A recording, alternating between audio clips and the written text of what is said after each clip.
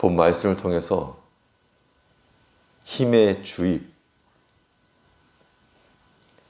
주입이라는 제목으로 말씀 증가하겠습니다. 이 사람의 몸에 기운이 지나면 수액이나 영양제들을 주입을 해서 힘을 내기도 합니다. 힘의 원천이라고 하는 것이 내 안에 있는 것이 아니기 때문에 외부에서 공급을 받아 강건함을 유지하는 겁니다. 우리의 영적인 힘은 우리 내적 상태에서 나오지 않고 햇빛과 같이 힘의 근원과 원천 되시는 하나님께로부터 나오는 겁니다. 그래서 하나님의 주입하시는 그 힘을 받는 자들은 약함을 떨치고 일어날 것이요, 그렇지 못하면 힘의 공급을 받지 못하니까 약함 가운데 가공할 겁니다. 그러면 우리 하나님께서는 어떠한 방식으로 우리에게 힘을 더해 주시는가? 어떤 자들이 하나님께로부터 힘을 공급받겠는가? 본 말씀을 통해 살펴보시면, 먼저는 하나님의 영에 이끌림 받는 자들이 하나님의 힘을 받는 겁니다. 하나님의 힘은 사람의 힘이 제로인 상태에서 온전히 수용되는 것을 우리가 기억하셔야 되겠는데, 사람은 자신의 힘과 실력으로 뭘 하려고 합니다. 그런데 그런 것들은 곧 한계에 부딪히기 마련이어서 자기 힘으로 하게 되는 것은 하나님께서 기뻐하지 않는다 그랬습니다. 10절을 보시니까 여호와는 말의 힘을 즐거워 아니하시며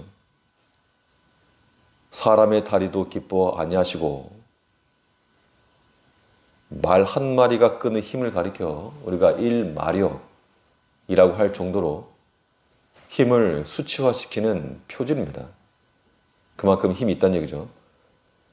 그런데 하나님께서는 그 말의 힘을 즐거워 아니하신다 하셨고, 또 사람의 다리도 기뻐하지 않으신다. 이 다리가 의미하는 바는 힘이죠, 힘. 또 의지, 실천력 이런 걸 나타냅니다. 그래서 하나님께서는 말의 힘이나 사람의 그 힘 혹은 의지력, 실천, 행동, 그런 것으로 기뻐하지 않으시고, 오직 하나님의 힘은 사람의 힘이 멈추고 오직 하나님만 바라볼 때 극대화될 것을 성경은 증거하고 있습니다.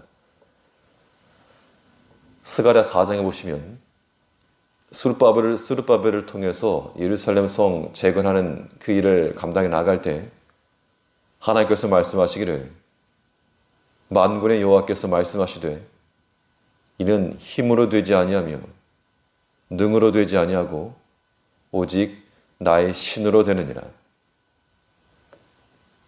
그 바벨론 포로 이후 예루살렘을 세워나가는 이 중차대한 일을 감당해 나갈 때 많은 힘이 필요하고 능이 필요했습니다. 하지만 하나님께서는 사람의 힘과 능으로 일하지 않으시고 오직 나의 신으로 되느니라.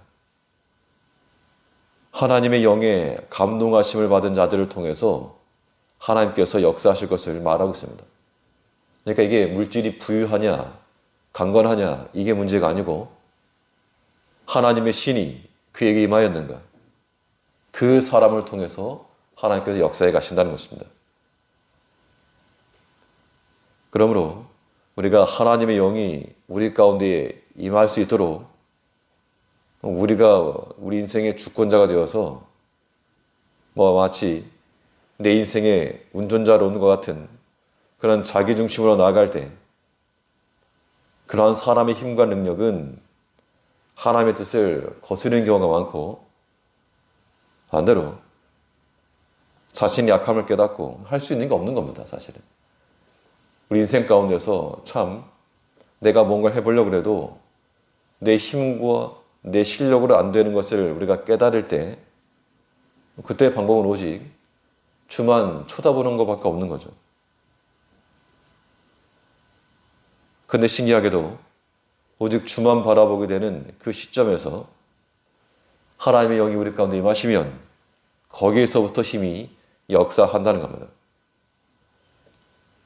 이제 우리는 하나님의 힘을 공급받기 원하는 그 마음을 가지고 하나님을 이용해 먹으려고 하지 마시고 내가 여전히 주인인데 하나님의 능력을 조금 얻겠다. 마법 부리겠다는 겁니다. 그런 생각은 우리가 버려야 되고 하나님께서 우리 마음과 생각과 모든 행함을 다 주관하시도록 내어드려야 됩니다. 그 생각이 과연 합당한가? 이러한 말이 과연 합당한가? 이러한 행동이 과연 하나님께 합당한가? 살펴서 다 내어드릴 때 우리가 하나님의 영으로 온전히 휩싸일 때 그때이라야만이 하나님의 힘이 우리 가운데 임하는 겁니다. 내 경험과 실력을 넘어서는 그러나 하나님의 간섭과 섭리하는 역사가 우리를 이끌어갈 수 있도록 내어드려야 됩니다. 그래서 나의 힘은 다 빼고 하나님의 영으로 충만하게 될 때 그때 하나님의 힘이 우리 가운데 주어진 줄 알고 오늘 하루 가운데도 우리 힘 빼는 훈련하시고 하나님의 영에 온전히 감동한 바다 하나님의 힘으로 살아가는 우리가 되어야 될 줄 압니다. 또 하나님께서 어떠한 자들에게 그 힘을 주시는가? 하나님을 의식하며 살아가는 자들에게 힘을 주시는 겁니다. 하나님이 우리에게서 조금은 어려운 대상이 되어야지만이 우리가 하나님을 경외할 수 있습니다. 이 사람이라도 그러면 안 되지만 본인이 인간관계 속에서 조금 신경을 쓰고 의식하는 그런 대상이 있고 또 크게 신경 쓰지 않는 내 큰 의미가 없으니까 신경 쓰지 않는 그런 대상이 있을 수도 있습니다. 우리가 만일 하나님을 외인처럼 대한다 그러면 신경을 안 쓰는 거죠. 그럴 때는 그의 능력에 있어서도 우리가 열애가 되고 말 것입니다. 반면에 우리가 하나님을 항상 생각을 하고 의식을 하며 또 하나님을 염두에 두고 살아가는 자들, 그들은 하나님의 힘을 우선 공급받는 대상이 된다는 겁니다. 우리 11절에서 자기를 경외하는 자와 그 인자하심을 바라는 자들을 기뻐하시는도다. 하나님께서는 힘과 능을 가진 말의 힘과 사람의 다리를 가진 그런 사람들보다도 자신을 경외하고 인자하심을 바라는 자들을 더 기뻐하신다 그랬습니다.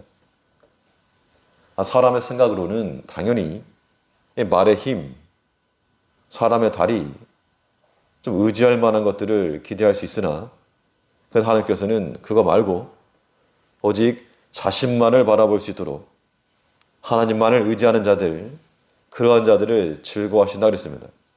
하나님의 기쁨이 여기 있는 겁니다. 이제 우리가 사람들에게 자랑할 만한 그런 힘과 능은 없을지라도 오직 우리가 하나님을 경외하고 하나님 의지함을 우리의 소유로 삼고 내실 있는 영적 삶을 살아가는 우리가 되어야 한다는 겁니다. 오늘 하루 삶 가운데도 여러 가지 일이 있겠으나 하나님의 영의 이끌림을 받고 하나님을 의식한다는 게 경외하는 겁니다. 두려워할 줄 안다는 얘기죠. 어려워한다는 겁니다. 하나님의 경외함과 그 의지함, 그 마음을 가지고 오늘도 주의 힘으로 살아가는 복된 한 날 되시길 바라겠습니다. 기도하겠습니다.